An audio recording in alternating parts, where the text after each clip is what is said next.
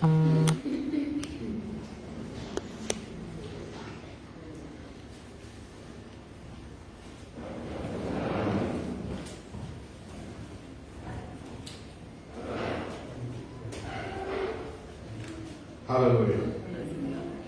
பேருக்கு சந்தோஷம் சந்தோஷம் சந்தோஷம் பரலோக சந்தோஷம்? இந்த பாடம் தெரியுமா? அதுல ஒரு வரி, கைகளை உயர்த்தி ஆராதித்தால் பெரும் வெற்றியை தந்துவிடுவார். ஆமென்.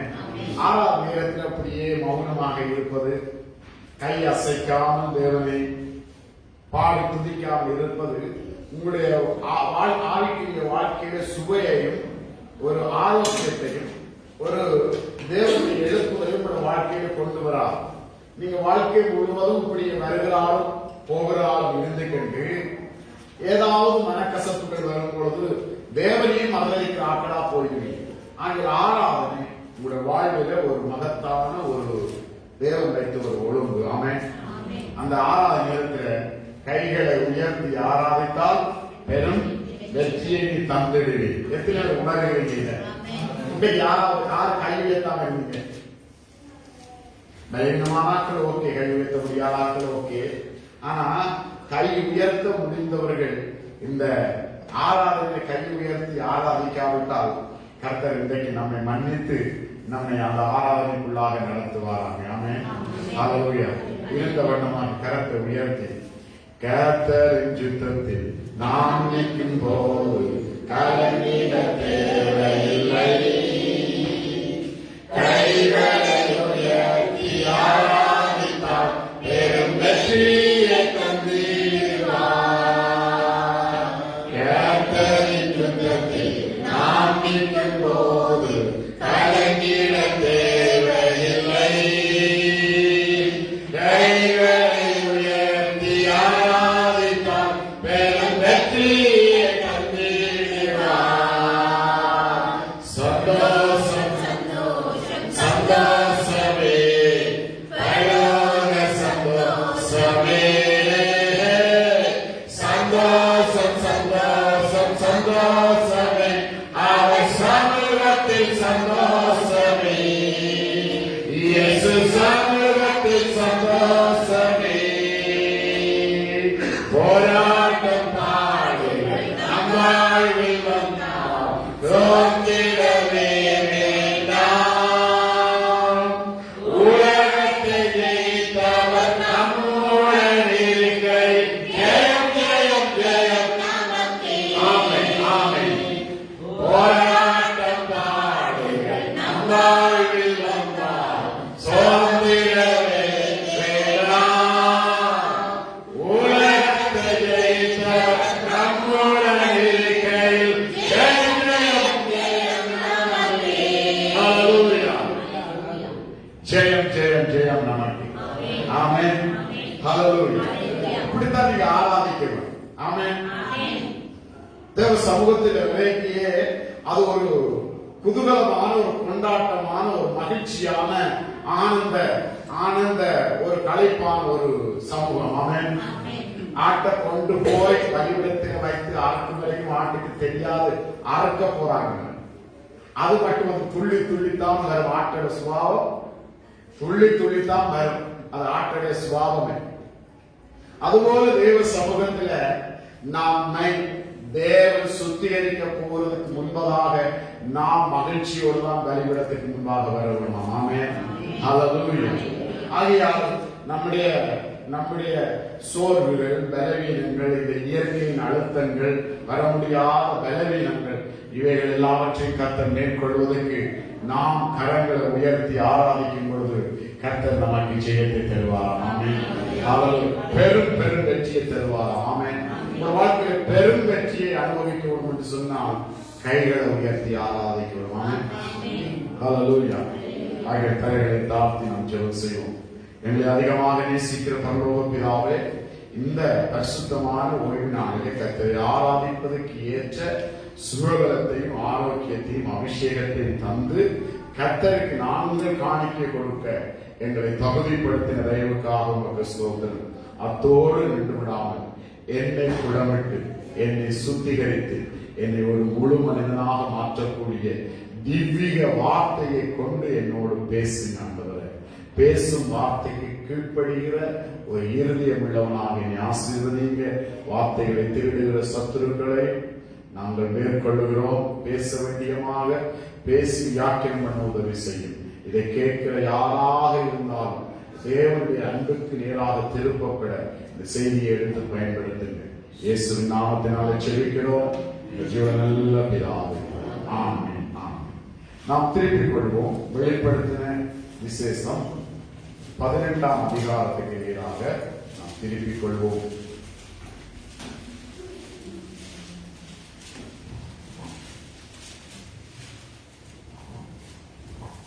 முதலாவது 2வது வசனங்களை வாசிக்க கேட்போம். இவைகளுக்கு பின்பு வேறொரு தூதன் மிகுந்த அதிகாரமுடையவனாய் வானத்தில் இருந்து இறங்கி வர கண்டேன். அவனுடைய மகிமையினால் பூமி பிரகாசம் ஆயிற்று. அவன் பலத்த சத்தமிட்டு மகா பாபிலோன் விழுந்தது.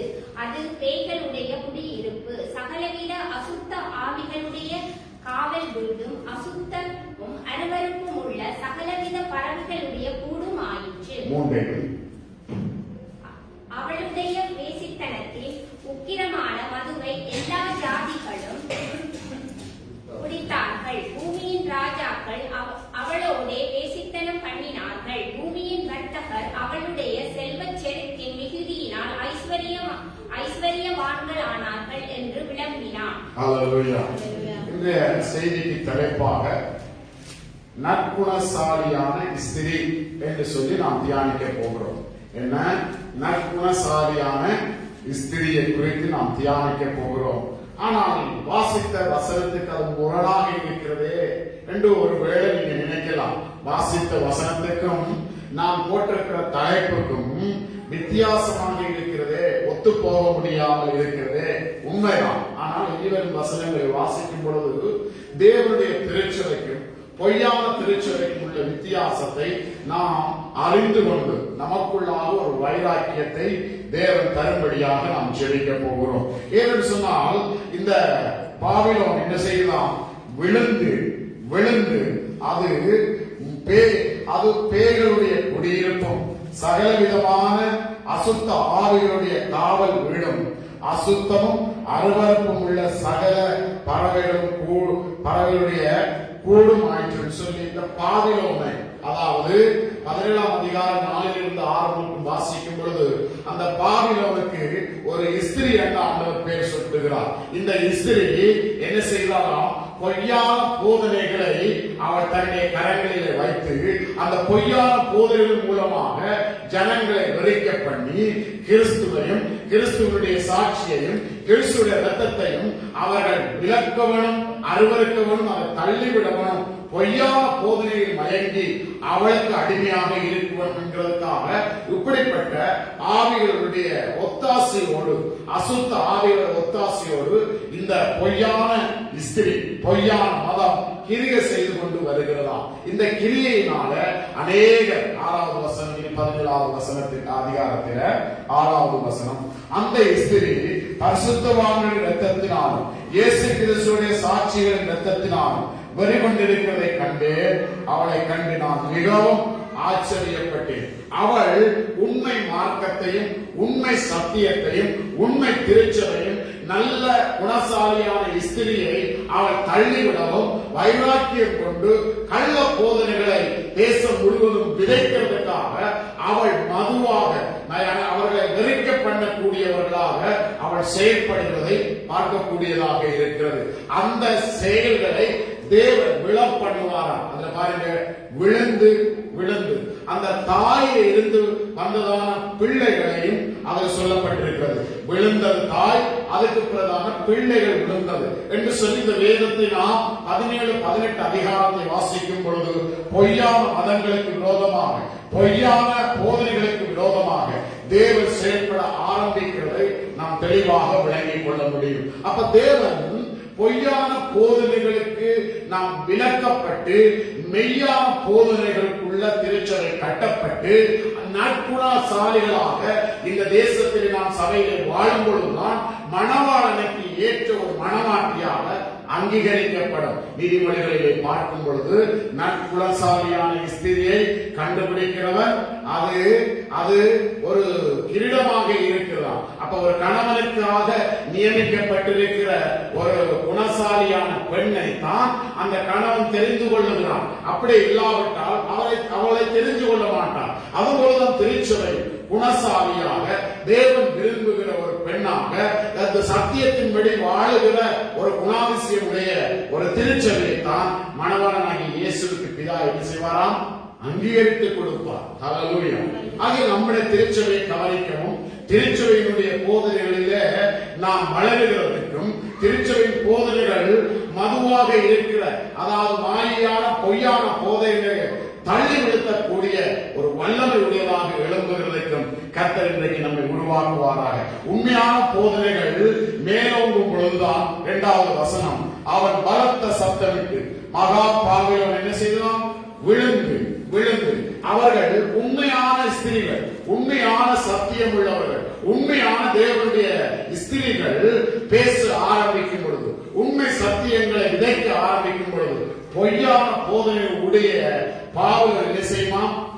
விழும். மேலே இருக்கிற வசனத்தை பாருங்க. மேலே அவன் பலத்த சத்தமிட்டு மகா பலத்த சத்தத்தோடு தைரியமாக பேசக்கூடிய ஒரு சத்தியமாக இருக்கிறது.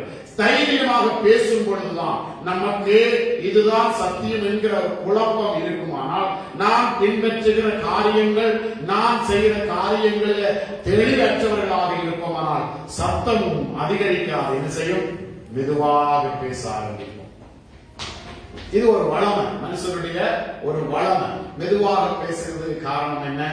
அவர்கள் உண்மை எது பொய் எது என்று தெரியாதனால அதாயிருக்கலாம் இதாய் இருக்கலாம் என்றதுக்காக அமைதியாக பேசி அமைதியாக போய்விடுவார்கள். ஆனால் சத்தமாக பேசுகிறவர்கள் என்ன செய்வார்கள்? இதுதான் ஆணித்தனமானது.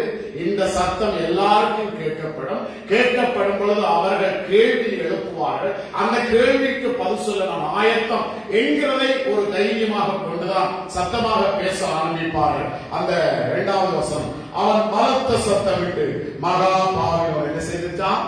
விழுந்தது. தேவனுடைய சத்தியம் மேலோங்கும் பொழுது, தேவனுடைய திருச்சபையின் தரங்கள் உயரும் பொழுது, பொய்யான பாவியோன், பொய்யான மத போதனைகள் உரிய காரியங்கள் அதை கீழே விழும் என்கிறது சத்தியம். ஆமென். ஹல்லேலூயா. ஆகிய 17 4வது வசனத்திலிருந்து வாசிப்போம்.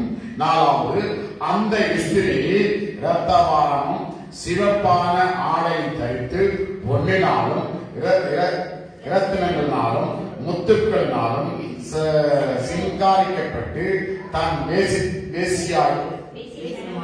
வேசித்தனமாகிய அருவருப்புகளினாலும் அசுத்தங்களினாலும் நிறைந்த பொற்பாத்திரத்தை தன் கையிலே பிடித்திருந்தால், மேலும் ரகசியம் மகா பாவியோன் வேசிகளுக்கும் பூமியில் உள்ள அருவருப்புகளுக்கும் தாய் என்றும் நாம் அவள் நெற்றியிலே எழுதியிருந்தது.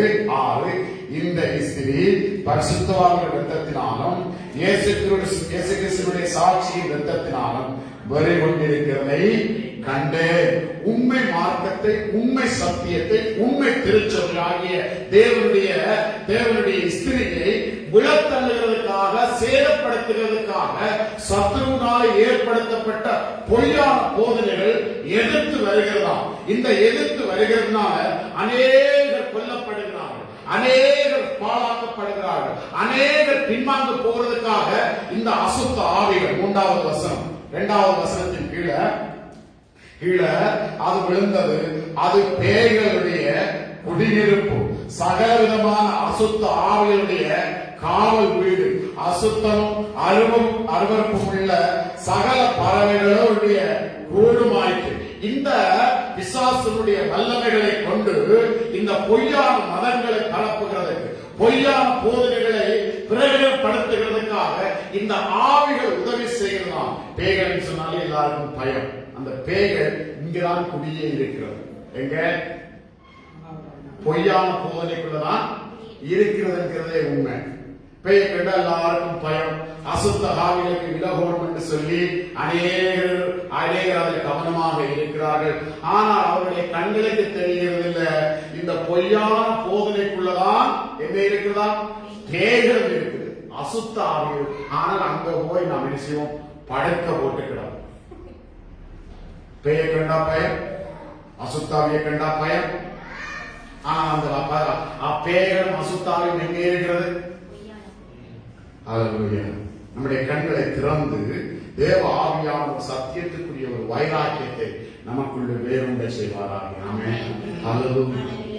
இது தேவன் வைத்திருக்கிறதான அபிஷேக வார்த்தை. இந்த வார்த்தைகளில் நாம் கட்டப்படும் பொழுது நிச்சயமாக பொய்யான போதனைகள் விழும் என்று எழுதப்பட்டிருக்கிறது. ஹல்லேலூயா. ஆக நமக்குள்ளாக ஒரு தைரியம் உண்டாகும். நீங்க பின்பற்றுகிறது தேவனுடைய சத்தியம் தான். தேவன் நீங்கள் ஆராதிக்கிற முறைமைகள் தேவனுடைய காரியங்கள் தான். அதை 1000 தரம் சிந்திக்கிறோம் நாங்கள். இந்த சேவை நடத்தப்படுகிறது சரியா, ஆராதனைகள் சரியா, பிரசங்கங்கள் சரியா, இவைகளை 1000 புடமிட்டு பார்க்கிறோம். ஜனங்கள் வஞ்சிக்கக்கூடிய, ஜனங்களை ஏமாற்றக்கூடிய, ஜனங்களை திசை திருப்பக்கூடிய காரியங்கள் இருக்கிறாங்க. 1000 தரம் யோசித்து தேவனுடைய சத்தியத்திலே ஜனங்கள் நடத்தப்படுகிறார்கள் என்கிற மகிழ்ச்சியோடு இந்த பொய்யான போதனைகளை விழத்தள்ளும் என்பதில் நாம் வைராக்கியமாக இருக்கிறோம். ஆமென். ஹல்லேலூயா, ஹல்லேலூயா. ஆகையால் அந்த பேய்களுடைய குடியிருப்பும் சகலவிதமான அசுத்த ஆவியுடைய காவல் வீடுகள் பொய்யான போதனை இருக்கிறபடினால இந்த பொய்யான போதனை உள்ளவர்கள் தங்களுடைய காரியங்கள் சேதப்படக்கூடாது என்பதற்காக யாரு சேதப்படுத்துகிறதா? 6வது வசனம் சொல்லுகிறது. 17:6 சொல்லுது, இவர்கள் தான் எங்களுடைய போதனைக்கு எதிர்ப்பாக இருக்கிறார்கள். இவருடைய சாட்சிகள் தான் இதுக்கு முட்டுக்கட்டையாக இருக்கிறார்கள். இவர்களால் தான் எங்களுடைய போதனைகள் செல்லுபடி இல்லை. இதனால்தான் எங்களுடைய தரம் குறைவாக இருக்கிறது. ஆகிய இவர்களை அழைத்தார், இவர்களை நாசம் பண்ணினார், இவர்களை இல்லாமல் பண்ணினார். தங்களுடைய போதனைகள் லேசாக பரவும் என்பதற்காக அவர்கள் என்ன செய்கிறார்களாம்? 17 அப்பொழுது தூதனானவன் என்னை நோக்கி, ஏன் ஆச்சரியப்படுகிறாய்?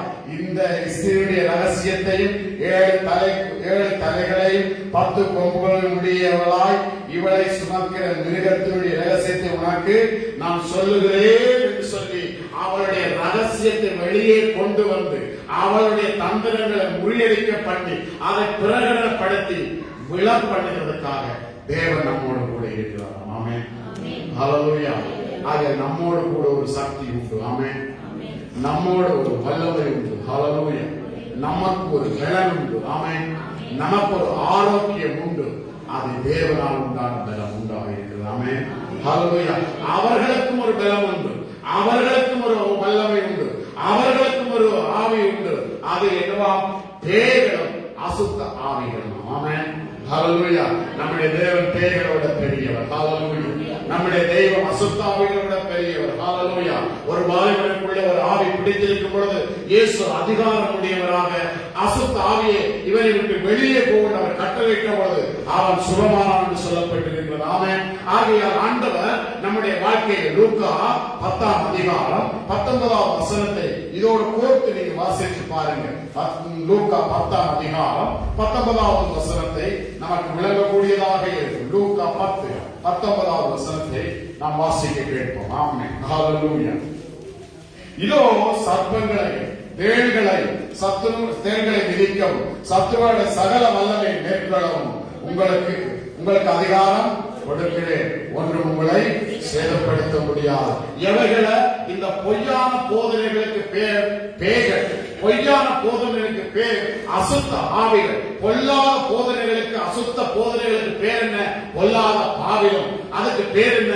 மிருகம். அது பரிசுத்தவான்களை, தேவனுடைய சாட்சி, இயேசு கிறிஸ்துவினுடைய இரத்தத்தின் சாட்சிகளை அருவருத்து வெறுக்கிறதான காரியங்கள். அப்படிப்பட்டவர்களை மேற்கொள்கிறதுக்காக, விளத்தள்ளுகிறதுக்காக தேவன் நமக்கு என்ன செய்திருக்கிறாராம்? சர்ப்பங்களை, தேள்களை மிதிக்கவும் சத்துருவான சகல வல்லமை மேற்கொள்ளவும் நான் உங்களுக்கு அதிகாரம் கொடுக்கிறேன். ஹல்லேலூயா. இந்த அதிகாரத்தோடு திருச்சபை எழுப்பவன் பொய்யான போதனைகளை இனங்கண்டு வந்து பாவினோனை விழப் பண்ணுகிற ஒரு வல்லமையோடு திருச்சபை பிரகாசிக்கப்படவன். அதுக்குரிய காரியங்களை தியானித்து நாம் இந்த வேளையில் நாம் ஜெபிக்க போகிறோம். ஆகையால் நாம் வாசிப்போம். ஏசாயா 4ஆம் அதிகாரம் 1வது வசனத்துக்கு நேராக நாம் திருப்பி நம்மை வலுவூட்டி நம்மை இன்னுமாக ஆழமான சத்தியத்திலே உண்ட கட்டுகிறதுக்கு ஏதுவான ஒரு போதனையாக இருக்கும். ஏசாயா 4ஆம் அதிகாரம் 1வது வசனத்தை நாம் வாசிக்கிறோம். அந்நாளில் 7 ஸ்திரீகள் ஒரே புருஷனை பிடித்து நாங்கள் எங்கள் சொந்த ஆகாரத்தை புசித்து எங்கள் சொந்த வஸ்திரத்தை உடுத்துவோம், எங்கள் நிந்தை நீங்கும்படிக்கு உன் பேர் மாத்திரம் எங்கள் மேல் விளங்கப்படும் என்றார். என்னவா? சொந்த சாப்பாட்டை சாப்பிடுவோம், சொந்த உடுப்பு உடுத்துவோம், ஆனா உண்டவங்க மாத்திரம் நீங்க தாங்க. என்னதாங்க? என்னவா? அல்லேலூயா. மறுபடியும் வாசிக்கலாம். அந்நாளில் 7 ஸ்திரீகள் ஒரே புருஷனை பிடித்து நாங்கள் எங்கள் சொந்த ஆகாரத்தை புசித்து எங்கள் சொந்த வஸ்திரத்தை உடுத்துவோம், எங்கள் நிந்தை நீங்கும்படிக்கு உன் பேர் மாத்திரம் எங்கள் மேல் விளங்க கடவுளும் என்று சொல்வார்கள். அல்லேலூயா. இந்த வசனத்தை விளக்கப்படுத்து. இதெல்லாம் சபையை குறித்ததான ஒரு காரியம். நீங்கள் சபைக்கு இருக்கிற உங்களுடைய முக்கியத்துவம், உங்களுடைய சபையினுடைய கவனம், சபைக்குரியதான சிறப்புகளை தேவன் உங்களிடத்தில் எப்படி எதிர்பார்க்கிறார் என்பதை விளங்கக்கூடியதாக இருக்கும். என்ன வெளிப்படத்திலே பார்த்தோம், பொய்யான போதனைகளுக்கு ஒத்தாசையாக இருக்கிற பேய்களும் அசுத்த ஆவிகளுடைய வல்லமைகளும் இவைகளை கொண்டு தேவனுடைய உண்மையான போதனைகளை மலங்கடித்து உண்மையான சத்தியத்தை தோற்கடிக்க பிரயாசப்படுகிற பொய்யான மாயான அந்த பாவியம் என்கிற ஸ்திரீ இவன் மூலமாகத்தான் இன்றைக்கு செயல்படுகின்றன. இதனால உண்மை மார்க்கம் உண்மையான போதனைகள் மலங்கடிக்கப்படுகின்றன. ஆகையால் ஆண்டவர் என்ன செய்கிறாராம்? இந்த போதனைகளை வெளியே கொண்டு வந்து இவருடைய வல்லமைகளை மேற்கொண்டு இவருக்கு ஆதரவாயிருக்கிற ஆவிகளை கடிந்து கொண்டு அந்த ஆவிகளுடைய வல்லமைகளை செயலக்க பண்ணி அவைகளை விழும்படியாக கிரியை செய்கிறாராம். இந்த கிரியை செய்கிற வல்லமையை யாரிடத்தில் கொடுத்திருக்கிறாராம்? திருச்சபையில் இருக்கிறதான தேவ பிள்ளைகளிடத்தில் இந்த வல்லமையை கொடுத்திருக்கிறார். ஆகிய தேவனுடைய பிள்ளைகள் தான் குணசாலியான ஸ்திரீ தான். அந்த குணங்களை, அவருடைய பொய்யான போதனைகளை நாம் தேடி கண்டுபிடித்து அவைகளுக்கு விரோதமாக சாட்சி இடுகிற ஒரு திருச்சபையாக பிரகாசிக்க வேண்டும் என்று சொல்லி ஆண்டவர் நமக்கு அருளி இருக்கிறார். ஆனால் இவளை என்ன சொல்லுகிறார்? உங்களை போல உண்மையான கணவனை ஆராதிக்கிற, உண்மையான கணவனை பின்பற்றுகிற, உண்மையான கணவனை அவர்கள் ஏற்றுக்கொள்ளுகிற அவர்களை போல என்ன செய்கிறாராம்? அவருடைய ஆகாரத்துக்குள்ளாக வர முடியாமல், அவருடைய வஸ்திரத்துக்குள்ளாக வர முடியாமல் பேரை மாத்திரம் என்ன செய் தந்தால் போதும் என்று சொல்லி அவள் பொய்யான வேஷம் தரித்துக் கொள்ளுகிறாளாம். அதாவது நாங்கள் கிறிஸ்தவர் என்று சொன்னால் அவர்களும் என்ன செய்வார்களாம்? கிறிஸ்தவர். அவர்களும் நாங்கள் அபிஷேகம் என்று சொன்னால் அவர்களும் என்ன செய்வார்கள்? அபிஷேகம் என்று சொல்வார்கள். நாங்கள் அந்நிய பாஷை என்று சொன்னால் அவர்களும் என்ன செய்வார்கள்? அந்நிய பாஷை என்று சொல்வார்கள். ஆகையால் உண்மை மனைவிக்கு ஏற்ற ஒரு கணவனாக இருக்கிற பேரை அவர்கள் என்ன செய்கிறார்களாம்? திருடிக் கொள்ளுகிறார்கள். ஆகையால் அந்த நாளிலே 7 ஸ்திரீகள் ஒரு புருஷனை பிடித்து நாங்கள் எங்கள் சொந்த ஆகாரத்தை புசித்து எங்கள் சொந்த வஸ்திரத்தை உடுத்துவோம், எங்கள் நிந்தை நீங்கும்படி. இருந்தால் அதை தேவன் வெறுக்கிறார். அது நிந்தைக்குரியது, நியாயத்திற்குரியது, கண்டிக்கக்கூடியது, அது விழக்கூடியது, அது பேய்களும் அசுத்த ஆவிகளுடைய குடியிருப்புக்குரிய காரியங்கள். இதனால நிந்தை, இதனால தேவன் வெறுக்கிறார், இதனால தேவன் நியாய தீர்ப்பு இருக்கிறது. இந்த நிந்தைகளை மூடுவதற்காக பயத்தின் நிமித்தமாக இயேசு என்கிற பெயரையே சூட்டி அதற்குள்ளாக தாங்களும் ஒரு தேவனுடைய, அதாவது மணவாளனுக்கு நியமிக்கப்பட்ட மணமாட்டி என்று சொல்லி தங்களை பிரகடனப்படுத்துகிறார்கள். தேவன் அதை என்ன செய்கிறாராம்? வெறுக்கிறார். ஹல்லேலூயா. இந்த 2வது வசனத்தை வாசிங்க. 4ஆம் அதிகாரம் 2வது வசனத்தை.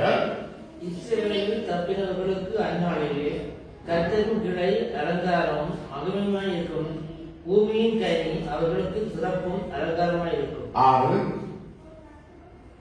பகையிலே வெயிலுக்கு நிழலாகவும் பெருங்காற்றுக்கும் மழைக்கும் அடைக்கலமாகவும் மறைவிடமாகவும் ஒரு கூடாரம் உண்டாயிருக்கும். ஹல்லேலூயா. இந்த ரெண்டு வசனங்களை கவனிக்கும் பொழுது அங்கே எங்க ஒரு பெயர் சூட்டப்படுகிறது. என்ன பெயர் சூட்டப்படுகிறது? கிளை என்கிற பெயரை சூட்டுகிறார். அந்த கிளைக்கு கிளையிலிருந்து வருகிற கனியை அவர்கள் சாப்பிடுகிறதாக காண்பித்து அந்த கனியை சாப்பிடுகிறதுக்கான ஒரு கூடாரத்தை அவர்கள் உண்டு பண்ணுகிறார்கள். இதை உண்மையான தேவனுடைய பிள்ளைகள் செய்யக்கூடிய ஒரு காரியம். சகரியா 3ஆம் அதிகாரம் நாம் 13வது வசனத்தை நாம் வாசிக்க கேட்போம். சகரியா 3ஆம் அதிகாரம் 8வது வசனம். சகரியா 3:8 இயேசுவை குறித்து சொல்லப்பட்டிருக்கிறதான பக்க குணாதிசயங்கள் உள்ள ஒரு பேராக நமக்கு வர்ணிக்கப்படுகிறது. ஆகிய சகரியா 3ஆம் அதிகாரம் 8வது வசனம். அப்பொழுது பிரதான ஆசாரியனாகிய யோசுவாவே, நீ கேள், உனக்கு முன்பாக உட்கார்ந்திருக்கிற உன் தோழரும் கேட்க கடவார்கள். இவர்கள் அடையாளமாக இருக்கிற புருஷர் இதோ கிளை எண்ணப்பட்டவராக என் தாசன் நான் வரப்பண்ணுவேன். ஹல்லேலூயா. தாசனாகிய என் தாசனை நான் என்ன செய்வேன்? வரப்பண்ணுவேன் என்று சொல்லி இயேசுவை கிளையாக, இந்த கிளைக்கு கீழே இருக்கிற கனிகளாக நம்முடைய தேவன் அந்த கனிகளை கொண்டு வருகிற கூடாரமாகிய திருச்சபையாக தேவன் வைத்திருக்கிறார். ஆகையால் அவர்களும் அதை போல இதை மாற்றிக் கொள்ளுகிறதுக்காக ஒரு இடத்தை என்ன செய்கிறார்களாம்? ஆயத்தப்படுத்திக் கொள்ளுகிறாங்க. இயேசு என்ற பெயரை எடுத்துக் கொள்ளுகிறாங்க. பொய்யான மாயான கனிகளை உடுத்திக் கொள்ளுகிறாங்க, பெற்றுக் கொள்ளுகிறாங்க. அந்த கனிகளை கொண்டு வருகிற ஒரு கூடாரத்தை தெரிஞ்சு கொள்ளுகிறாங்க. இதான் அந்த பொய்யான மார்க்கம். இந்த பொய்யான மார்க்கத்துக்கும் மெய்யான மார்க்கத்துக்கு இனம் கண்டுபிடிக்கிறது சரியான கஷ்டம். அந்த கஷ்டத்தின் மத்தியில தேவனுடைய ஆவியானவர், நீங்கள் போங்கள், உங்களோட கூட இருந்து பேசுவேன், சத்தியத்தை வெளிப்படுத்துவேன் என்று சொல்லுகிற போதனையின்படி வாசியுங்கள். அந்த ஏசியா 4ஆம் அதிகாரம் 5வது வசனத்தின்படி 3வது வசனத்தின்படி, அப்பொழுது ஆண்டவர் சீயோன் குமாரத்தின் அழுக்குகளை கழுவி நியாயத்தின் ஆவியினாலும் சுட்டெரிப்பின் ஆவியினாலும் எருசலேமின் இரத்த பலிகளை அதன் நடுவில் நீக்கி விடும் பொழுது. ஹல்லேலூயா. பாருங்க, பொய்யான போதனைகள் இன்னும் அவர்கள் அந்த போதனைகளை திருத்திக் கொள்ளவே மாட்டார்கள். தேவனுடைய மார்க்கம், தேவனுடைய ஆவியான என்ன செய்யலாம்? அந்த குணசாலியான இஸ்திரியாக மாற்றுகிறதுக்கு 7 பேர்ல 8வது ஒரிஜினலாக இருக்கும். ஆமென். ஹல்லேலூயா. அந்த 7 பேர் என்ன செய்கிறார்களா? தங்களை நிந்தை நீங்கிறதுக்காக, அதாவது அது சொல்லப்பட்டிருக்கிற கள்ள போதனைகளுக்கு தாண்டி ஒரு உண்மையான போதனை இருக்கும். அவள்தான் உண்மையான குணசாலியான இஸ்திரி. ஆமென். ஹல்லேலூயா. அந்த பெண்ணை தான் இயேசு மணந்து கொள்வதற்காக அவர் இந்த பூமிக்கு வருகிறார். ஹல்லேலூயா. அது திருச்சபையுடைய தரம், திருச்சபையுடைய பார்வை, திருச்சபையுடைய அகலம் எல்லாம் அது விரிவாக்கப்பட வேண்டும் என்பதற்காக தேவாவியார் எழுதி வைத்திருக்கிறார். இந்த திருச்சபையை, உண்மையான மனைவியை அவர் சுத்திகரிக்கிறார். அப்பொழுது ஆண்டவர் சீயோன் குமாரத்தின் அழுக்கை கழுவி நியாயத்தின் ஆவியினாலும் சுட்டெரிப்பின் ஆவியினாலும் எருசலேமின் இரத்த பலிகளை அதன் நடுவில் செய்வாராம் நீக்கி விடும் பொழுது, கீழே வாசிக்கும் பொழுது அது சுத்திகரிக்கப்படுகிறதை நாம் கற்றுக்கொள்ள முடியும். ஹல்லேலூயா. ஆகிய திருச்சபையை நீங்க கவனிக்க வேண்டும். திருச்சபையுடைய போதனைகளை நீங்கள் ஆராய்ந்து பார்க்க வேண்டும். ஏன் கள்ள போதனைகள் நம்முடைய திருச்சபைக்குள்ள வராதபடிக்கு தேவன் நேசிக்கிற இஸ்திரியாகிய குணசாலியாகிய திருச்சபையாக நாம் அருகையில் எடுத்துக் கொள்ளப்பட வேண்டும் என்பதற்காக தேவன் நமக்கு மேல பரிசுத்த ஆவியை ஊற்றுவாராக. ஆமென். என்ன ஆவியை ஊற்றுவாராம்? நியாயத்தின் ஆவியை ஊற்றுவாராம். ஆமென். ஹல்லேலூயா. ஏனென்று சொன்னால் நியாயம் இல்லாத சபைகள் உண்டு. சத்தியத்தின்படி வாழக்கூடிய சபைகள் உண்டு. சபைகள் தேவனுடைய நியாயம் இல்லாமல் இருக்கிற சபைகள் உண்டு. இவைகளிலிருந்து இனம் கண்டு கொள்வதற்காகத்தான் பரிசுத்த ஆவியானவர் நியாயத்தின் ஆவியை நமக்குள்ளே ஊற்றுகிறார். ஆண்டவர். ஆமென். ஹல்லேலூயா. ஏன் அந்த நியாயத்தை கண்டுபிடிக்கிறது கஷ்டமாக இருக்கிறது? எது உண்மையான தீர்க்கதரிசனம், எது உண்மையான போதனை, எது உண்மையான அடையாளங்கள். இதனால தீர்க்கதரிசனம் சொல்லுகிறதுக்கே உண்மையான சபை பயப்படுகிறது. ஏன்? பொய்யான தீர்க்கதரிசனங்கள் மறைந்து போயிருக்கிறதுனால ஒருவேளை இதுவும் பொய்யாக இருக்குமா என்று சொல்லிதான் பயப்படுகிற ஒரு காரணம் இருக்கிறது. இந்த தீர்க்கதரிசனம் இல்லாத இடத்துல ஜனங்கள் கெட்டு போவார்கள். தரிசனம் இல்லாத இடத்துல ஜனங்கள் வழிவிலகி போவார்கள். அப்ப திருச்சபையில் தீர்க்கதரிசனம் இருக்க வேண்டும், சபையில தரிசனம் இருக்க வேண்டும். ஆனால் பொய்யான போதனை உள்ளவர்கள் தீர்க்கதரிசனமாக அழைத்து விடுகிறதுனால உண்மையான ஸ்திரீ பேச என்ன செய்கிறாளாம்? பயப்படுகிற காரியத்தை நீதிமொழிகள் 31ஆம் அதிகாரம் பயப்படுகிற காரியத்தை எழுதப்பட்டிருக்கிறது. 31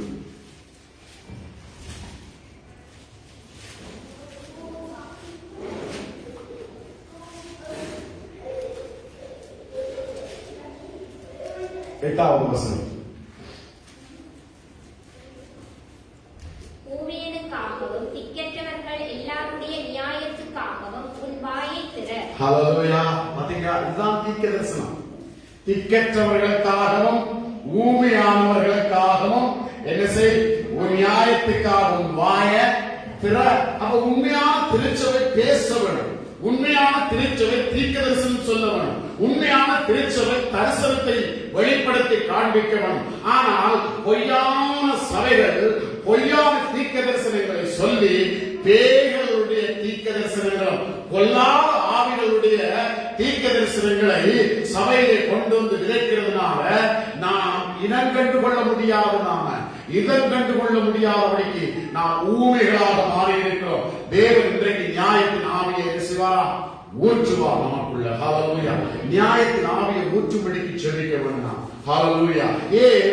அந்த நியாயத்தின் ஆவி இல்லாததுனால நாம் ஊமைகளாக மாறுகிறோம். ஊமையாக மாறும் பொழுது தேவனுடைய சத்தியம் வெளிப்பட முடியாமல் இருக்கிறது. அதனால பேர்களுடைய அட்டகாசம் அதிகமாக, அசுத்த ஆவிகளுடைய காரியங்கள் ஏராளமாக மலிந்து போயிருக்கிறது. இதனால்தான் பரிசுத்தவான்கள் வஞ்சிக்கப்படுகிறது. இதனால்தான் இயேசுவோட சாட்சிகளும் அது மரணத்துக்கு ஏதுவாக மாறுகிறது. இப்படிப்பட்ட அட்டகாசங்களை, அசுத்த காரியங்களை மேற்கொள்வதற்கு நாம் வாய் திறக்கப்பட வேண்டும். வாய் திறக்கிறதுக்கு ஆண்டவர் நியாயத்தின் ஆவியை நமக்கு மேல ஊற்றுவாராக. ஊமையானவனுக்காகவும் திக்கற்றவனுடைய நியாயத்துக்காகவும் உன்னுடைய வாயை திற. ஹல்லேலூயா. சத்தியத்தை வெளிப்படுத்துகிற தீர்க்க தரிசனங்கள், தேவனுடைய நோக்கங்களை சொல்லுகிற தரிசனங்கள் திருச்சபையை எழுப்புகிறதுக்கு நியாயத்தின் ஆவியை நமக்கு மேல ஊற்றுவாராக. ஆமென். ஹல்லேலூயா. ஹல்லேலூயா. இதுதான் திருச்சபை. இந்த திருச்சபையினுடைய தரம் உயர்வதற்காக தேவன் எழுதி வைத்திருக்கிறார் நமக்கு. ஹல்லேலூயா. ஆகிய தேவனுடைய திருச்சபை பெயரோடும், கிறிஸ்துவ பெயரோடும், கிறிஸ்துவனுடைய கனியோடும், கிறிஸ்துவ வாசத்தலத்தோடும் அது கட்டப்படுகிறது. இந்த கட்டப்படுகிற திருச்சபைக்கு ஆண்டவர் கிளை என்கிற பெயரை சூட்டி அந்த கிளைகள் கனி கொடுக்கிற திருச்சபையாக மாறுகிறதை பேதுரு சொல்லுகிறார். பாருங்க, 2 பேதுரு 2ஆம் அதிகாரம் 2வது வசனத்தை நாம் வாசிக்க கேட்போம். 2 பேதுரு 2ஆம் அதிகாரம் 2வது வசனம் நாம் வாசிக்க கேட்போம். ஹல்லேலூயா. தேவன் திருச்சபை என்னவாக பலப்படுத்துவாராக.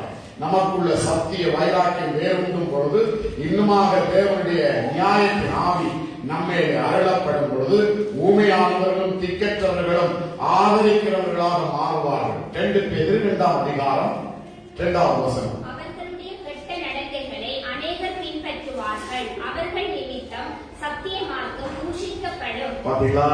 இந்த 7 ஸ்திரீகள் இருக்கிறார்கள் அல்லவா? பொய்யான போதனை உள்ளவர்கள் இருக்கிறார்களா?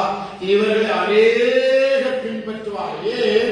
அங்க சுத்திகரிப்பை குறித்து பேசப்படாது, அங்க நியாயத்தை குறித்து பேசப்படாது. அதனால அவர்கள் மத்தியில் அநேகர் பின்பற்றுவார்களாம். அவர்களுடைய கெட்ட நடக்கைகளை அநேகர் பின்பற்றுவார்கள். அவர்கள் நிமித்தம் சத்திய மார்க்கம் என்ன செய்யப்படும்? தூசிக்கப்படும். ஹல்லேலூயா. ஹல்லேலூயா. ஆகையால் அநேகர் பின்பற்றுவதற்கு காரணம் என்ன? அங்க சுத்திகரிப்பின் ஆவியும் நியாயத்தின் ஆவியும் அருளப்படாததுனால இந்த இயேசு என்கிற நாமத்தை மாத்திரம் தரித்துக் கொண்டு 7 ஸ்திரீகள் அவர்கள் பொய்யான போதனை செய்கிறார்கள். பொய்யான போதனை என்றால் என்ன? சொந்த ஆகாரமும் சொந்த வஸ்திரத்தை உடுத்திக் கொள்வார்கள். அன்றைக்கு ஆதாம் ஏவாள் என்ன செய்தார்கள்? தேவன் உடுத்த வேண்டிய உடுப்புண்டு, அந்த உடுப்பை உடுத்தாமல் அவர்கள் தங்களுக்கு தற்காலிகமாக என்னத்தை உடுத்திக் கொண்டார்கள்? அத்தி இலைகளை கத்து தங்கள் நிர்வாணம் மறைக்கப்பட அவர்கள் உடுத்திக் கொண்டார்கள். வெயில் ஏற ஏற ஏற அது என்ன செய்து, அதாவது ஒரு இலை விழுகுது, இந்த சத்தம் ஒரு இலை விழுகுது, 2 இலை விழுகுது, விழுந்து விழுந்து அது இன்னும் முழுவதுமாக விழுந்து போச்சு. தெரியுமா அந்த வசனம்? ஹல்லேலூயா. விழுந்து விழுந்து அது முழுவதுமாக விழுந்து போயிட்டு. யாருக்காவது ஞாபகம் இருக்கா? இல்லையா? இதுக்காகத்தான் நீங்க நியாயத்தின் ஆவியினால் நிரப்பப்படுங்க. ஏன்னு சொன்னால் உங்களை வஞ்சிக்கிற போதிலிருந்து எப்படி உங்களை காப்பாற்றுவீங்க? எப்படி காப்பாற்ற முடியும்? வேத வசனத்தின் ஞாபகங்கள் இதெல்லாம் இந்த ஞாபகம் வைக்காத இருக்கிறதுக்கு காரணம் நீங்க பிசாசை கடிந்து கொள்ளணும். இந்த ஞாபக சக்திகளை திருடுகிறதே பொல்லாத ஆவியுடைய காரியங்கள். ஆகிய நமக்குள்ள அநேக தொல்லைகளை, அநேக பிரச்சனைகளை, அநேக யோசனைகளை, அநேக வாழ்க்கை போராட்டங்களை நமக்குள்ளாக அனுப்பி, இந்த ஆவியுடைய அட்டகாசம் அதுதான். இந்த பேய்களுடைய கிரியைகள் அதுதான். ஒரு இரவு வந்து பேய் வந்து எங்களை பயமுறுத்தினால் நாம் என்ன செய்வோம்? நம்முடைய வாழ்க்கையில போராட ஆரம்பித்துருவோம். கட்டாயம் நடக்குமா நடக்குமா பிரதர்? இன்னைக்கு இரவு நான் கண்டேன், என்ன வெள்ளச்சாரியோட என்னுடைய அம்மா வந்துட்டாங்க நினைச்சு பாருங்க. அப்படின்னா என்ன அர்த்தம்? என்ன அர்த்தம்? தாரம் விளக்க போகுது பிரதர். 2 புலம்பும் நினைச்சு நினைச்சு நினைச்சு நினைச்சு என்ன செய்வோம்? சத்தியத்தை சிந்திக்க முடியாதபடிக்கு, தேவ வார்த்தைகளை ஞாபகம் வைத்திக்க முடியாதபடிக்கு, பொய்யான போதனைகளுக்கு எதிர்த்திருக்கக்கூடிய நியாயத்தின் ஆவியை நாம் கட்டி எழுப்ப முடியாதபடிக்கு, அதுக்கு பயந்து பயந்து பயந்து ஜெபித்துக் இருக்கிற பாசல, உபவாசித்து இருக்கிற பாசல கூப்பிட்டு அவரை கெடுத்தார். இதன் மூலமாக இவரை பாசலை கெடுத்து என்ன வீட்டை கூப்பிட்டு அவரை வச்சு ஜெபம் என்று ஜெபிச்சு அவற்றை உபவாசம் கெடுத்து அவற்றை ஜெபமும் கெடுத்து பிசாசுடைய அட்டகாசங்களை அடக்கி ஆளுகிறதுக்கு நியாயத்தின் ஆவியை நம்மிடம் ஊற்றுவாராக ஆவியானவர். ஆமென். வேதத்தில் ஒரு வசனம் இருக்கின்ற ஆவிகளை பகுத்தறிகிற வரம். ஆமென். ஹல்லேலூயா. ஒரு கனவு காணும் திருச்சபை ஆட்டி படைக்கும். என்ன ஒரு வெள்ளச்சாரியோட வீட்டு வந்தா காணும். போன் பண்ணி இதுக்கு விளக்கம் இருக்கா? இங்க ஆவியே இல்லை, அதனால உங்களுக்கு வெளிப்பாடு இல்லை, சொல்ல தெரியவில்லை. ஆனால் அந்த பேய்கள் என்ன செய்யுது? கனவு மூலமாக வெள்ளச்சாரியோடு வந்திருக்கு. அந்த வெள்ளச்சாரியை பார்த்தோன்னே இந்த விசுவாசி போய் போகுதலுக்கு அடங்கிய எப்படியாவது அவளுடைய மதுவலிக்க குடிக்கவன் வெறி கொண்டிருந்த அலையவன் குடித்தவர்கள் பாருங்க சுயமிழந்துருவார்கள். சத்தியத்தை அவர்கள் ஏற்றுக்கொள்ள மாட்டார்கள். அதான் சுயமிழக்கிறது. சொந்த புருஷனுக்கு கணவனா, சொந்த புருஷனுக்கு மனைவியாக இருக்க வேண்டியவர் நோ பிரதர், 7 பேராக இருக்கிறது. நாங்கள் பயப்படாத பேரை மட்டும் இந்த காசுக்கு சாப்பாடும் தர மாட்டோம், வீடும் தர வேண்டாம், நீ சாப்பாடும் தர வேண்டாம், பெஸ்ட் வஸ்திரம் தர வேண்டாம், பேர் கொஞ்சமா மாத்தம் இருக்கு. ஹல்லேலூயா. இந்த பிசாசனுடைய ஆளுகைகளை மேற்கொள்வதற்கு நியாயத்தின் ஆவியை நான் வலுவாக பேசுவது காரணம், உங்களுக்குள்ள அந்த ஆவிகள் தேவனுடைய ஆவியானவர் ஆவிகளை விரட்டத்தக்கதாக கிரியை செய்ய வேண்டும். ஆமென். ஹல்லேலூயா. அவர்களுடைய கெட்ட நடக்கைகளை அநேகர் பின்பற்றுவார்கள். அவர்கள் நிமித்தம் சத்திய மார்க்கம் தூசிக்கப்படுகிறது. ஆக ஞாபகப்படுத்துங்க தேவனுடைய வசனத்தை. எந்த வசனத்தை கேட்ட விடமாட்டது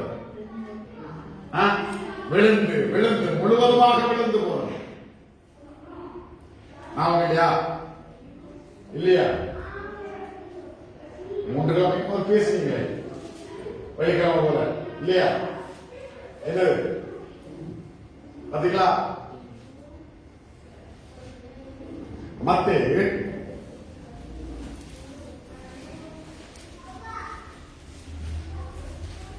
கண்மலை மேல கட்டப்பட்ட வீடும் மணல் மேல கட்டப்பட்ட வீடும் விழுந்து விழுந்து முழுவதுமாக 27 7ஆம் அதிகாரம் 27 பெருமள சொரிந்தும் பெருவெள்ளம் வந்தும் காற்று அடித்து அந்த வீட்டின் மேல் மோதின பொழுது அது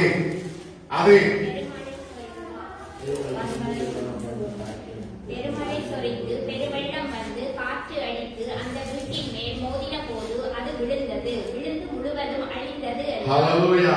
பாபிலோன் விழுந்தது பிரதர். உண்மையான போதனையை கட்டப்படாவிட்டால் அசுத்த ஆவிகளும் பொய்யான போதனைகளில் கட்டப்பட்டிருக்கிறதான காரியங்கள் என்ன செய்யுமா? விழும். அது விழுந்து அது முழுவதுமாக விழுந்து அழிந்து போய்விட்டது. ஆகையால் விழுந்து முழுவதும் அழிந்து போனது என்றார். ஹல்லேலூயா. பாருங்க, தேவனுடைய போதனையில கட்டப்பட வேணுமா? தேவனுடைய போதனை கட்டப்படுகிறதுக்கு நியாயத்தின் ஆவியை ஊற்றுப்படி என்று சொல்லி ஆண்டவரிடத்தில் நாம் செபிக்க வேண்டியவர்களாக இருக்கிறோம். ஆமென். ஆகையால் நீதிமொழிகள் 31:10 வசனத்தை நாம் வாசிப்போம். மறுபடியுமாக நீதிமொழிகள் 31 அதிகாரம் 10 வசனத்தை நாம் வாசிக்க கேட்போம். குணசாலியான ஸ்திரியை கண்டு பிடிப்பவன் யார்? அவளுடைய விலை முத்துக்களை பார்க்கிலும் உயர்ந்தது. ஹல்லேலூயா. கஷ்டம். குணசாலியான பெண்ணை கண்டுபிடிக்கிறது கஷ்டம். அது எப்படிப்பட்டதா இருக்கிறதா? விலமதிக்க முடியாத முத்தை கண்டுபிடிக்கிறது போல இருக்கிறதா? ஹல்லேலூயா. குணசாலியான ஸ்திரியை கண்டுபிடிப்பவன் யார்? கேள்வி. அவளுடைய விலை முத்துக்களை பார்க்கிலும் அது உயர்ந்ததாக இருக்கிறது. ஒரு திருச்சபை, உண்மையான திருச்சபையை இன்றைக்கு இடம் கண்டு கொள்ள முடியாதபடிக்கு அவ்வளவுக்கு போதனைகள் பெருகி போயிருக்கிறது. கள்ள போதனைகள், கள்ள தீர்க்க தரிசனங்கள், கள்ள அடையாளங்கள் பெருகியிருக்கிறதுனால உண்மையான தேவனுடைய அந்த நியாயத்தின் ஆவி ஊற்றப்பட்டிருக்கிறதான ஸ்தலத்தை கண்டுபிடிக்கிறது ஜனங்களுக்கு கஷ்டமாக இருக்கிறது. ஆனால் ஒன்றே மாத்திரம் நாம் கண்டுபிடிக்க முடியும். அவர்கள் நிரந்தரமான தேவனுடைய அபிஷேகத்திலே வாழ முடியாமல் விழுகிற ஒரு வாழ்க்கையாக இருக்கும். ஹல்லேலூயா. தேவனுக்குள்ளாக அவர் நினைத்திருக்கிற வாழ்க்கையை பேசப்படுகிறது. ஆமென். ஹல்லேலூயா. தேவனோடு இருக்கிற தொடர்பை குறித்து பேசப்படுகிறது. இதைத்தான் விழுகிறதும் எழுகிறதும் என்கிறதுக்காக சொல்லப்பட்டிருக்கிற வார்த்தைகள். தேவனுடைய ஆவியானவர்களுக்குள்ளாக நிறைந்திருக்கிறவர்களுக்குள்ளாக தேவ ஆவியார் நிறைந்திருக்கிறவர்களுக்கு இருக்கிற ஒரு தரம் விழாமல் தேவ தொடர்போட, தேவ பிரசனத்தோட, தேவ ஐக்கியத்தோட இருக்கிற ஒரு வாழ்க்கையை தான் விழுந்து சொல்லப்பட்டிருக்கிறது.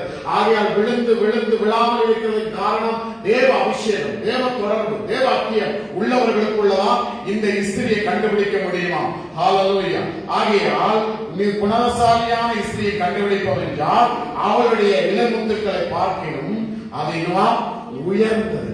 அதை தேவனுடைய வார்த்தைகளை அதிகமாக வாசித்து அவைகளை தியானம் பண்ணி தேவ சமூகத்தில நீங்கள் களிகூறும்படிக்கு வேதம் நமக்கு தெளிவாக போதுகிறது. ஹல்லேலூயா. ஆகிய அந்த நீதிமொழிகள் 1-2 வாசிப்போமா? 1-2 வசனங்களை வாசிப்போம். நீதிமொழிகள் 1. தாவீதின் குமாரனும் இஸ்ரவேலின் ராஜாவும் நீதிமொழிகள் 31:1. ராஜாவாகிய லேவியருக்கு அடுத்த வசனங்கள். அவன் தாய் அவருக்கு பொறுத்த உபதேசமாவது, என் மகனே, என் கற்பத்தின் குமாரனே, என் பொருத்தனைகளின் புத்திரனே, இஸ்ரவேலுக்கு உன் பலனையும் ராஜாக்களை கொடுக்கும் காரியங்களுக்கு உன் வழிகளை கூடாது. ஹல்லேலூயா. சாலமோனுடைய தாய், சாலமோனுக்கு இன்னொரு பேர் சாலமோனுடைய தாய் சாலமோனை பார்த்து சொல்லுகிறார், என் மகனே, நீ ஒரு பொருத்தனைக்குரியவன். அதாவது தேவனுடைய விசேஷ இதுக்காக அநேக கிரியை கொடுக்கப்பட்டது. இந்த பொருத்தனை என்று சொன்னாலே அநேக கிரியை கொடுக்கப்பட்டிருக்கிறது பேர் தான் பொருத்தனை. நீங்கள் ஆண்டவருக்காக ஒரு பொருத்தனை பண்ணும்பொழுது அந்த பொருத்தனைக்கு பேர் என்ன? அநேக பிரியாசத்தின் நிமித்தம் தான் அதை கொண்டு வந்து இங்க கொடுக்க முடியும். அதாவது ஒரு காரியம் எனக்கு நடக்க இல்லை, ஆகிய ஆண்டுக்கு பொறுத்தனை பண்ணுவீங்க. ஆண்டவரே, இந்த காரியம் எனக்கு நடக்க கஷ்டமாய் இருக்கிறது, இதை அனுபவிக்க கஷ்டமாக இருக்கிறது, இந்த காரியங்களில் வெற்றி பெற கஷ்டமாக இருக்கிறது, ஆகியால் நான் இந்த காரியத்திலே பொறுத்தனை பண்ணுகிறேன். இந்த போராட்டத்தை, இந்த தடைகளை, இந்த இடையூறாய் இருக்கிறவர்களை மேற்கொள்ளுங்க, நான் இவைகளிலே நான் உங்களுக்கு அர்ப்பணம் செய்கிறேன் என்று சொல்லி பொறுத்தனை அந்த அர்ப்பணிப்புக்குள்ளாக வருகிறபடினால இந்த பிள்ளை தாய் சொல்லுகிறார், அநேக அர்ப்பணிப்புக்குள்ளாக, அநேக பொறுத்தனைகளுக்குள்ளாக, அநேக தேவனிடத்தில் இழப்புக்கூடாக வந்ததான ஒரு பிள்ளை. இந்த திருச்சபையை தேவன் சம்பாதிக்கிறதுக்கு இயேசுடைய சுயரத்தத்தை, இயேசு மனுஷனாக பூமிக்கு வந்து இந்த பூமியில் அநேக பாடுகள் பட்டு நிந்தைகளை அனுபவித்து தன்னுடைய உயிரையே பலிபீடத்தில் வைத்து அப்படிப்பட்ட ஒரு அர்ப்பணிப்புக்குள்ளாக உண்டான ஒரு பொருத்தனையால் உண்டானதுதான் இந்த பிள்ளையாகிய திருச்சபை. ஆமென், ஹல்லேலூயா. அதான் தாய் சொல்லுகிறார், என்ன சொல்லுகிறார்? ராஜாவாகிய லேமுவேலுக்கு அடுத்த வசனங்கள் அவன் தாய் அவனுக்கு போதித்து உபதேசமானது, என் மகனே, கர்ப்பத்தின் குமாரனே, என் பொருத்தனைகளின் புத்திரனே. ஹல்லேலூயா. தேவனுடைய பொருத்தனை, தேவனுடைய அர்ப்பணிப்பு, தேவனுடைய அந்த விட்டு கொடுத்த பாவத்தை பார்க்க கூட அந்த சுத்த கண்ணன் எப்படி பாவங்கள் இந்த உலகத்தில் வர முடியும்? அப்படிப்பட்ட ஒரு பரிசுத்தமான தேவன் ஒரு அர்ப்பணிப்போடு, ஒரு ஒப்புக்கொடுத்தலோடு, ஒரு பொருத்தனையோடு இந்த பூமிக்கு வந்த குமாரன். ஹல்லேலூயா.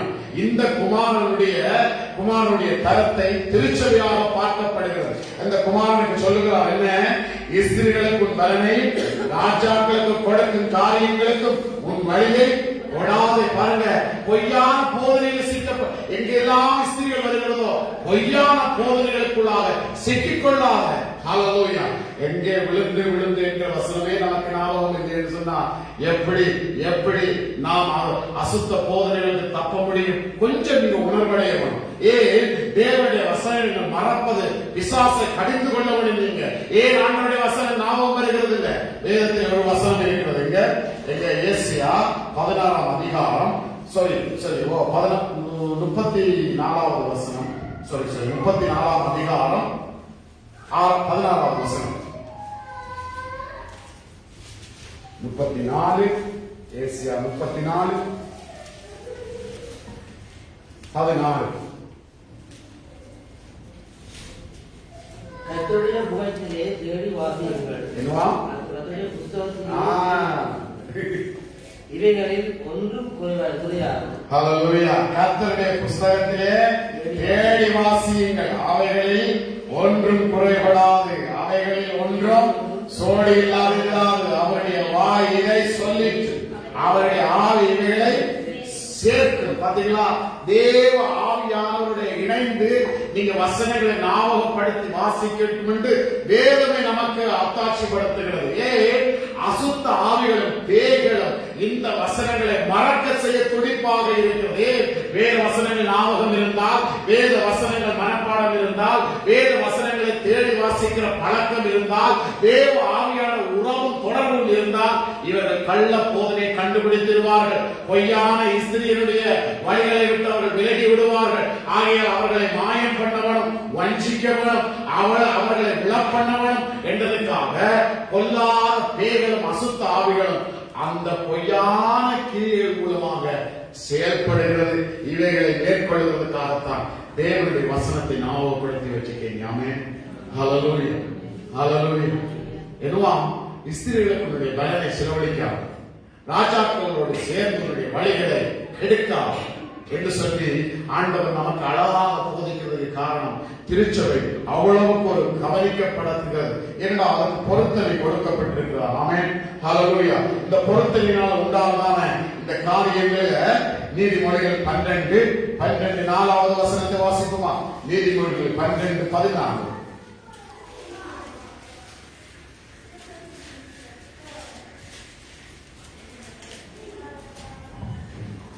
அவனவன் தன் வாயின் பலனால் திருப்தி அடைவான். அவனவன் கைக்கிரிகைகளின் பலனுக்கு தக்கதாக அவனவனுக்கு கிடைக்கும்.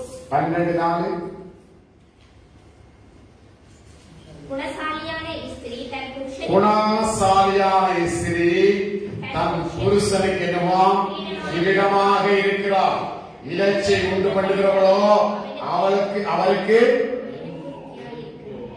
ஹல்லேலூயா. நாம் அப்படி இருக்கக்கூடாது. ஆமென். எலும்புரிக்கு என்றால் உங்களோட ஒரு சதையுமே இல்லை. சபைக்காக நான் வெட்டி எடுக்கிறதுக்கு உங்களோட என்ன இல்லை. அதுக்காக உடம்பா வந்துடாதீங்க. தேவனுடைய சத்துவத்தை நீங்க சபைக்கு வைங்க. ஆமென். ஹல்லேலூயா. இதான் குணாசா. ஹல்லேலூயா. திருச்சபை குணசாலியான ஸ்திரீ தன் புருஷனுக்கு கிரீடமாக இருக்கிறார். ஹல்லேலூயா. இந்த எல்லாருக்கும் கொரோனா தான் கிரீடமாக இருக்கு. ஆனா நமக்கு தேவனுடைய குணங்கள் கிரீடமாக இருக்குமா? ஆமென். ஹல்லேலூயா. ஹல்லேலூயா. திருச்சபை நாம் எலும்புருட்டியாக இருக்கக்கூடாது. பொய்யான போதனைகளால் நெளிஞ்சு இந்த விழுந்து சொன்னா என்ன? மெலிஞ்சு செத்து போடும். ஹல்லேலூயா. அதைத்தான் இந்த பாவங்களை பார்த்தாண்ட சொல்கிற என்ன? விழுந்து அது விழுந்து போய்விட்டுதான். ஆமென். ஹல்லேலூயா. அப்ப தேவனுடைய பலன் இல்லாவிட்டால், தேவனுடைய குணாதிசயமான தேவ வார்த்தைகள் நம்மிடத்தில் இல்லாவிட்டால் நாம் எலும்புருக்கியாக மாறிடுவோம். மறுபடியும் வாசிக்கிறேன். குணசாலியான ஸ்திரீ தன் புருஷனுக்கு கிரீடமாக இருக்கிறார். இலச்சை உண்டு பண்ணுகிறவர்களோ அவருக்கு எலும்புருக்கியாக இருக்கிறார். 18:22 வாசிக்கிறோம்.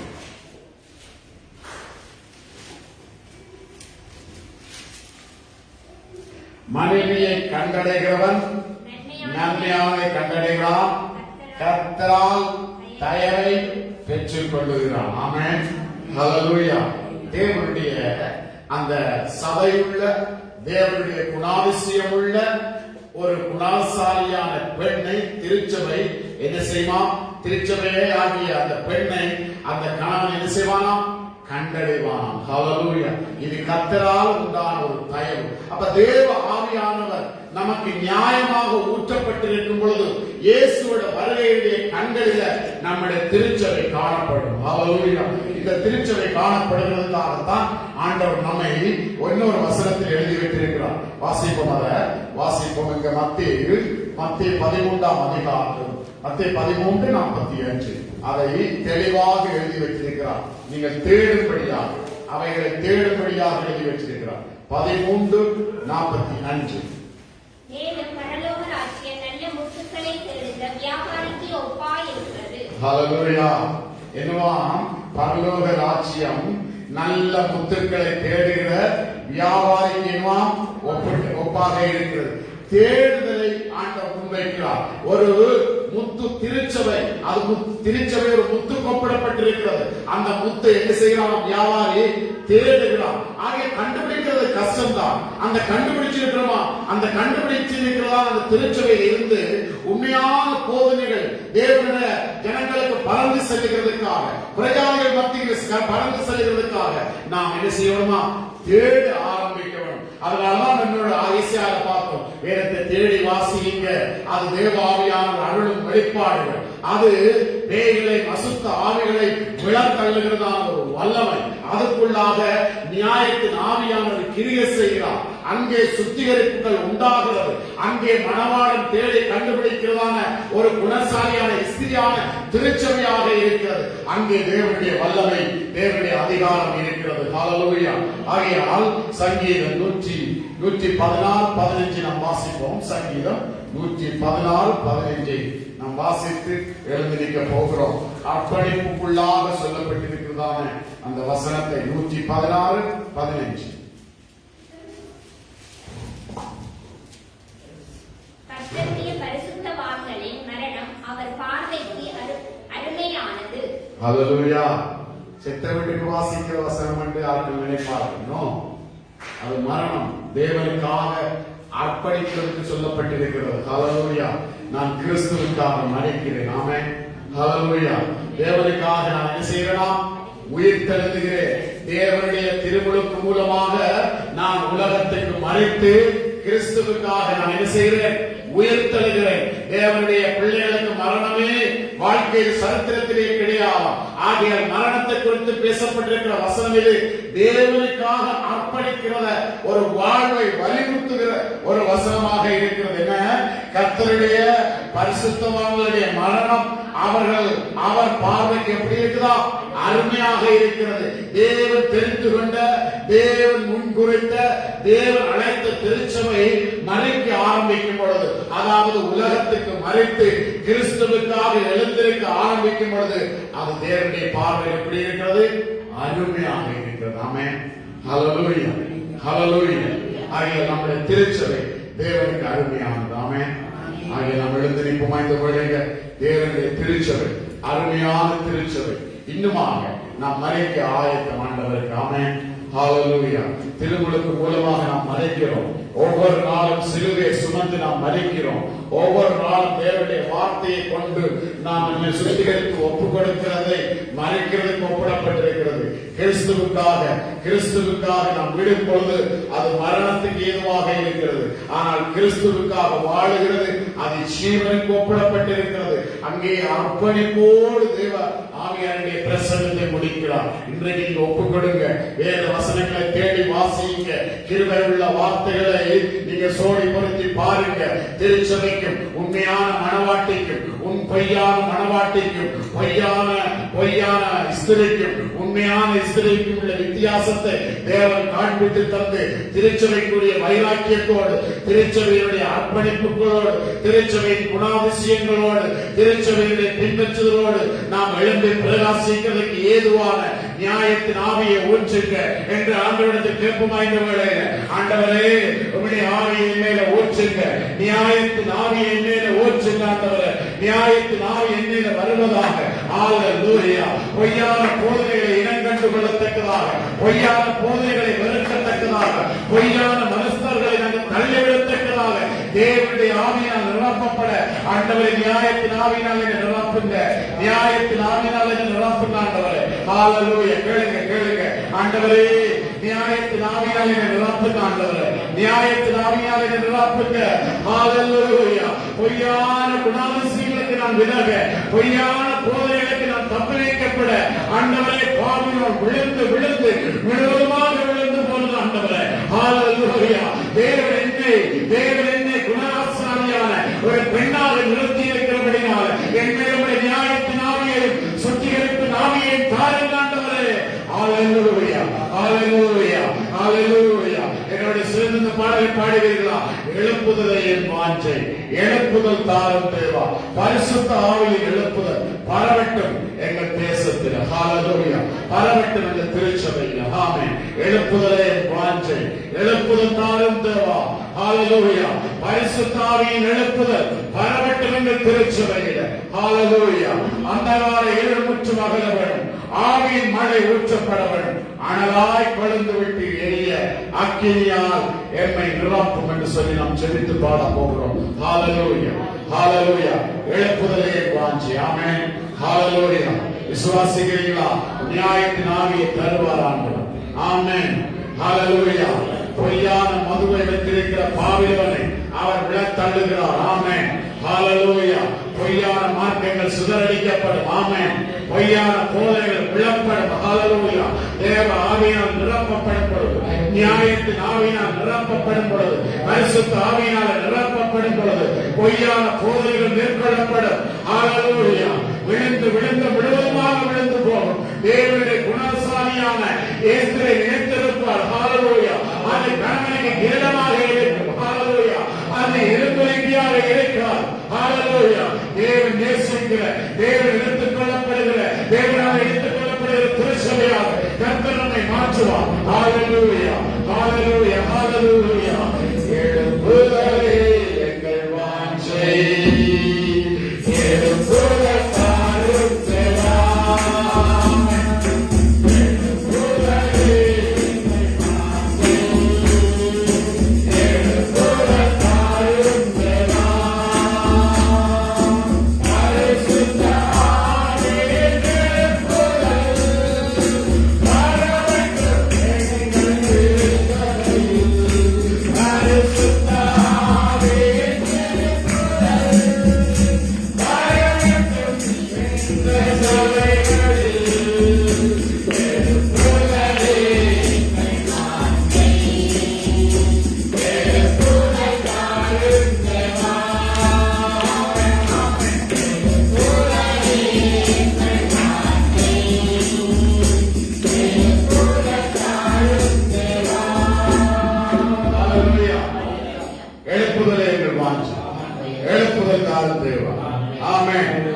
பரிசுத்தாவியின் எழுப்புதல் பரவட்டும் எங்கள் தேசத்தில்.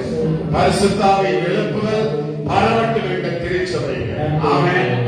அந்த கால வல்லமை முற்றும் அகல வேண்டும். ஆவியின் மழை ஊற்றப்பட வேண்டும். தேவனுக்காக கொழுந்து விட்டு எரிய அக்கினியாக நிரப்பும். ஆமென். ஹல்லேலூயா. அதுக்கு நீங்க கரங்களை தட்டி ஒத்துழைக்கணும். ஆமென். ஹல்லேலூயா. எழுப்புதலை வாஞ்சிக்கிறீங்களா? ஹல்லேலூயா. அந்த எழுப்புதலை வாஞ்சிக்கிற நாம் ஒருமனப்பட்டவர்கள் என்று தேவன் காணும்படியாக ஹல்லேலூயா நாம் கரங்களை தட்டி நாம் பாட போகிறோம். ஆமென். ஹல்லேலூயா. ஆயத்தமா? ஹல்லேலூயா. அது கரம் தட்டும் போது இப்படி எல்லாம் தட்டாது. இந்த ஹல்லேலூயா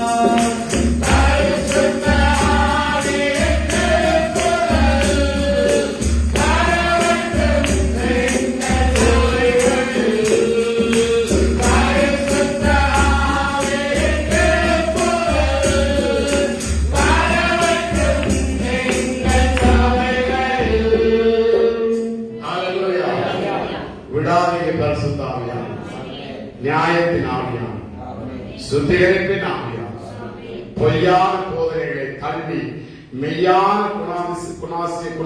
குணாசாலியான ஸ்திரியாக என்னை நிறுத்துகிற ஆவியானவர் அவருடைய வாழ்வுக்கு என்னை ஒப்புக் கொடுக்கிறோம்.